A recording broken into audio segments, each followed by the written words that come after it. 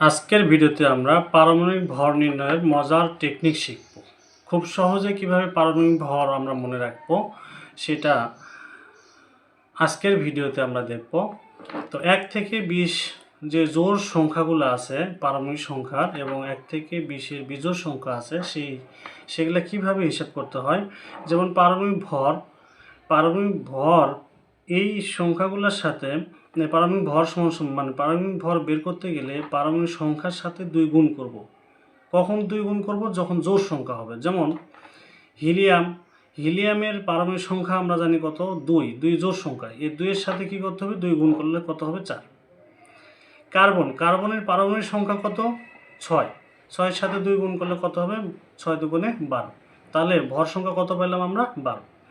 এভাবে অক্সিজেনের পারমাণবিক সংখ্যা আমরা জানি 8 এর সাথে 2 গুণ করি তাহলে কত হবে? 16। নিওনের পারমাণবিক সংখ্যা কত? 10 এই 10 এর সাথে যদি 2 গুণ করি তাহলে কত হবে? 20। ম্যাগনেসিয়ামের পারমাণবিক সংখ্যা কত? 12 এর সাথে 2 গুণ করলে ভর সংখ্যা কত পাবো? 24।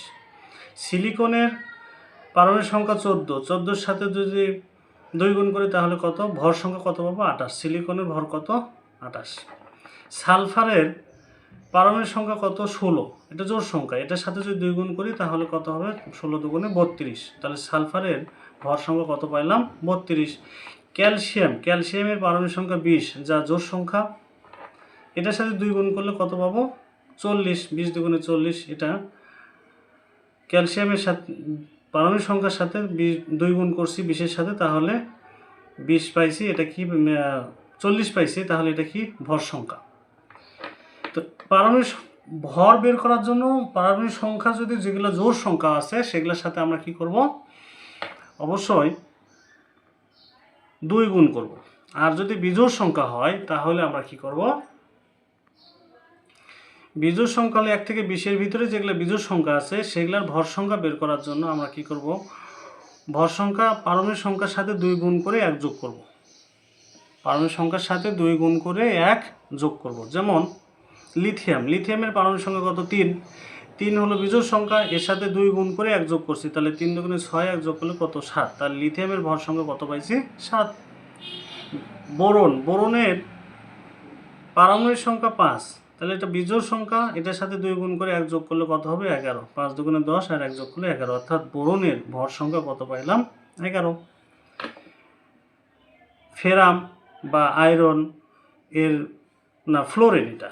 ফ্লোরিনের পারমাণবিক সংখ্যা হলো 9। এর সাথে 2 গুণ করে 1 যোগ করলে কত হবে? 18 থেকে 19। তাহলে ফ্লোরিনের ভর সংখ্যা কত পাবো? 19। সোডিয়াম কত? 11 হলো পারমাণবিক সংখ্যা সোডিয়ামের। তাহলে এটা বিজোড় সংখ্যা। এর সাথে 2 গুণ করে 1 যোগ করলে কত হবে? 23। অ্যালুমিনিয়াম 13 সাথে 2 গুণ করলে কত হবে? 26 আর 1 যোগ করলে কত হবে? 27, অর্থাৎ অ্যালুমিনিয়াম ভর সংখ্যা কত পাইলাম? 27।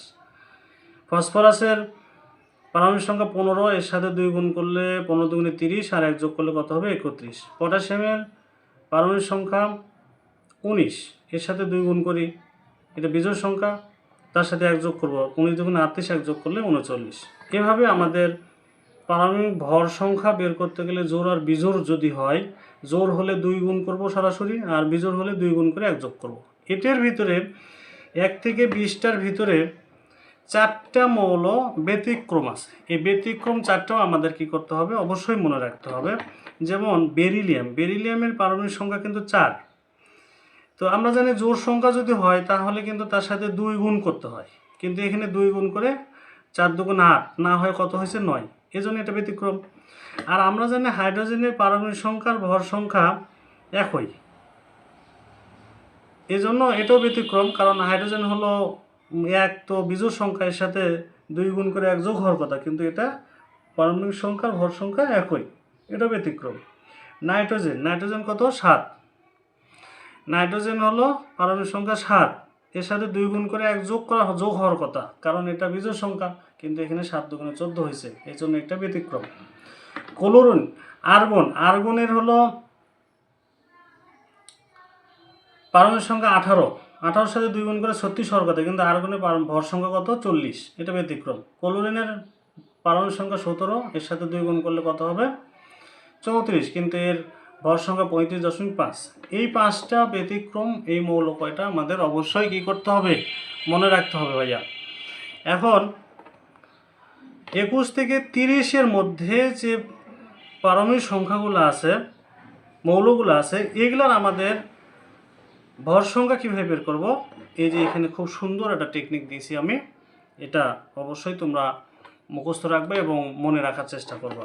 জোড় আর বিজোড়ের ক্ষেত্রে প্রথমে আমরা পারমাণবিক সংখ্যা গুণ 2 প্লাস আর বলতে এখানে আর এর মান আমি এখানে লিখে রাখছি।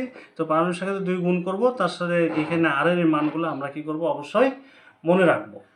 তাহলে প্রথমে আমি এক সিরিয়াল অনুযায়ী কি করছি, পারমাণবিক ভর সংখ্যা লিখে নিছি মৌলগুলা, scandium, titanium, vanadium, chromium, manganese, ferrum, cobalt, nickel.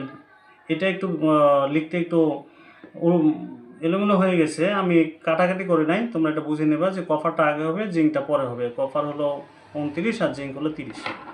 তো 21-এর সাথে আমি যদি স্ক্যান্ডিনিয়াম 21, পারমাণবিক সংখ্যা 21, এর সাথে 2 গুণ করে তার সাথে আর, অর্থাৎ স্ক্যান্ডিনিয়ামের সাথে 3 যোগ করা লাগবে। স্ক্যান্ডিনিয়ামের যে পারমাণবিক সংখ্যার সাথে 2 গুণ করবো, এর সাথে যেটা হবে তার সাথে 3 যোগ করতে হবে। অর্থাৎ স্ক্যান্ডিনিয়াম আমার আছে হলো 21, 2 গুণে 42 আর 3 45। টাইটেনিয়াম 22 2 গুণে 44 আর এই যে 4 যোগ করতে হবে, তাহলে কত, 48। অর্থাৎ এখানে আর দিয়ে দিচ্ছে, আর এর পরিবর্তে আমাদের এই মানগুলো বসাইতে হবে, এটা দেখে নিতে হবে আমাদের। ভ্যানেডিয়াম 23 2 গুণে 46 5 যোগ করতে হবে, তাহলে কত হবে, 51। আবার 4 5, এখন পরেরটা হলো 4 5, এটার সাথে 4 যোগ করবো 5, এটা 4 5 4 5 আবার 4 5।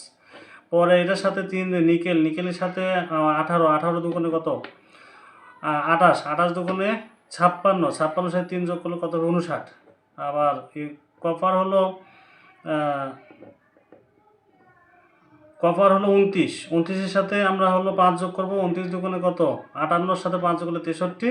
আর জিঙ্ক আমাদের হলো 30 2 গুণে 60 আর 5 যোগ করলে কত হবে, 65। ঠিক আছে। আর এখানে 27, এটা তো কোবাল্ট, 27 2 গুণে 54 সাথে 3 যোগ করলে কত হবে, 5 59।